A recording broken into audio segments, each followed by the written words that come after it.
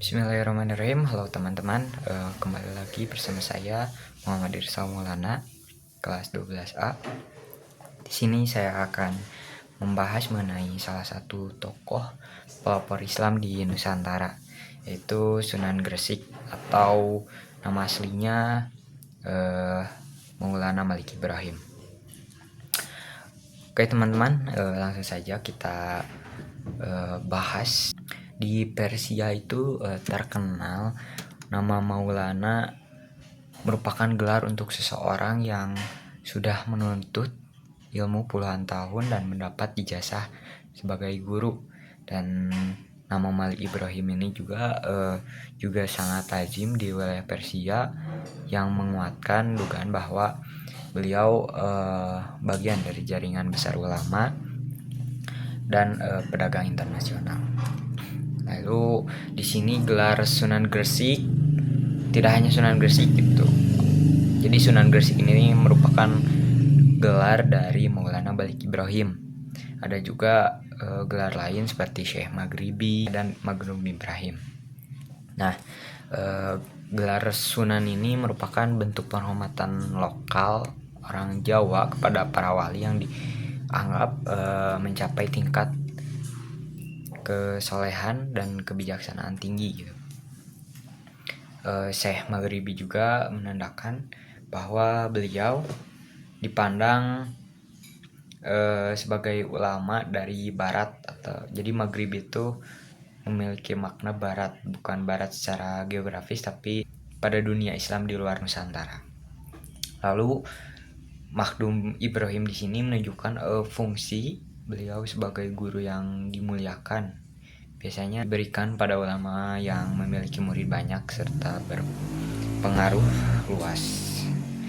Jadi gelar-gelar ini bukan sekadar sebutan gitu, tapi indikasi bahwa masyarakat mengakui kualitas keilmuannya serta karisma spiritualnya.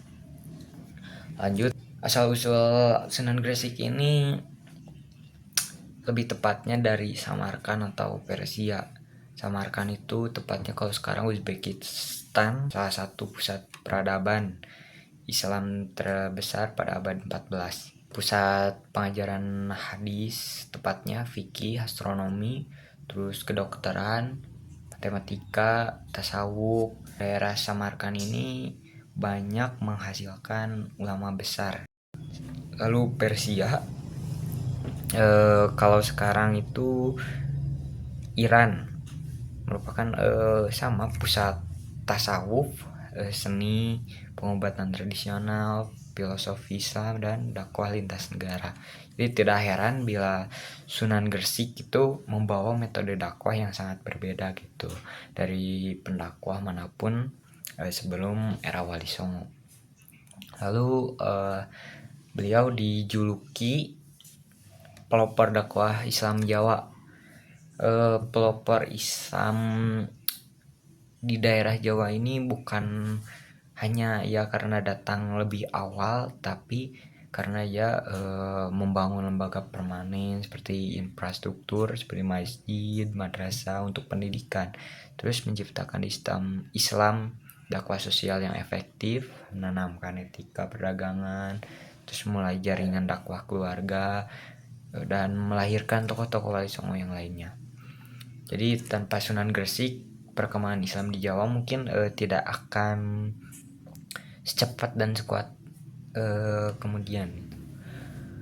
Terus memiliki pengetahuan multidisiplin.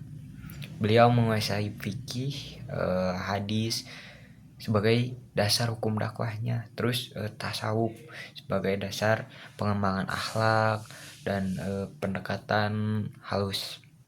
Terus ekonominya, karena datang dari jaringan perdagangan, Sunan Gresik ini tentunya memiliki ilmu mengenai ekonomi gitu. Terus kesehatan tradisional, karena daerah asalnya adalah Persia yang terkenal dengan pusat pengobatan, jadi beliau juga memiliki ahli dalam kesehatan tradisional gitu.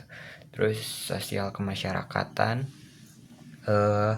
kemampuan membaca struktur sosial masyarakat di Jawa. Pembahasan selanjutnya yaitu kedatangan ke Jawa dan awal dakwah. Jadi Sunan Gresik ini datang melalui jalur perdagangan internasional. Lebih tepatnya pada abad ke-14, jalur laut Nusantara jadi jaringan global Islam. Pedagang dari Gujarat seperti Gujarat, Yaman, Persia, dan otonom sering singgah di perubahan Jawa, terutama Gresik dan Tuban. Dakwah ini jauh lebih efektif karena masyarakat pesisir itu terbiasa menerima budaya baru gitu. Kalau masyarakat daerah pesisir, hubungan dagang membutuhkan kepercayaan, nilai moral, dan Islam itu mudah masuk untuk hubungan dagang. Dalam perdagangan itu membutuhkan kepercayaan.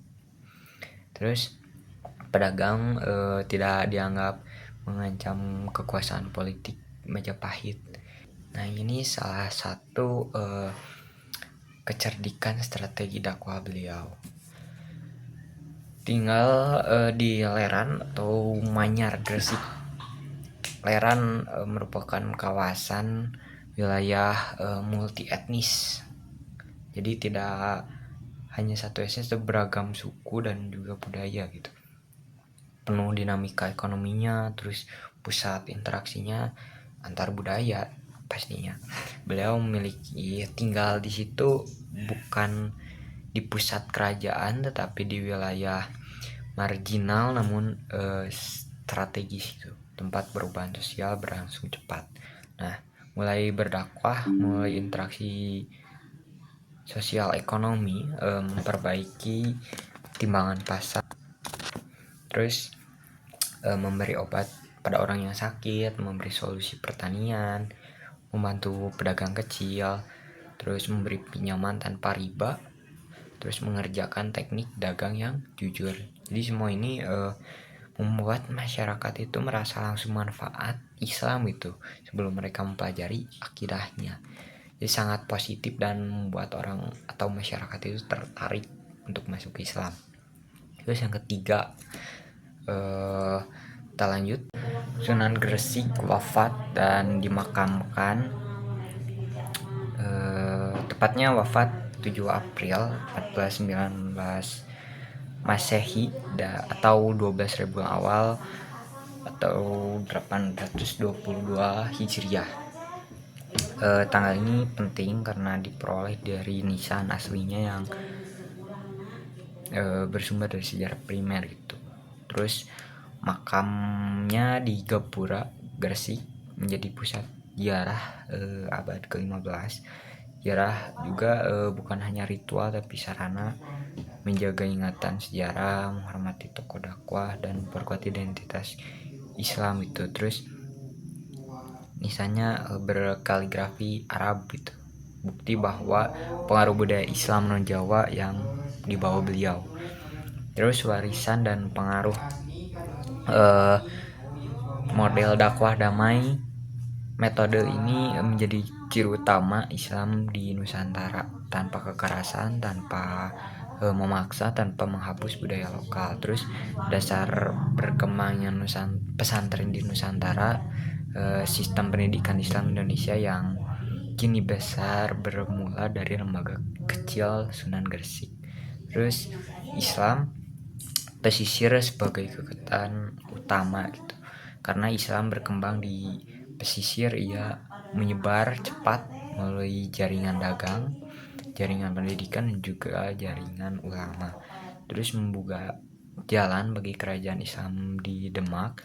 Komunitas Muslim yang dibangun Sunan Gresik merupakan fondasi sosial bagi kemunculan Demak atau kerajaan Islam pertama di Jawa. Mungkin itu saja penjelasan mengenai atau pembahasan mengenai Sunan Gresik atau Maulana Malik Ibrahim dari saya. Mohon maaf apabila masih banyak kekurangan. Semoga ilmu yang saya berikan menjadi manfaat dan merupakan wawasan baru bagi kalian.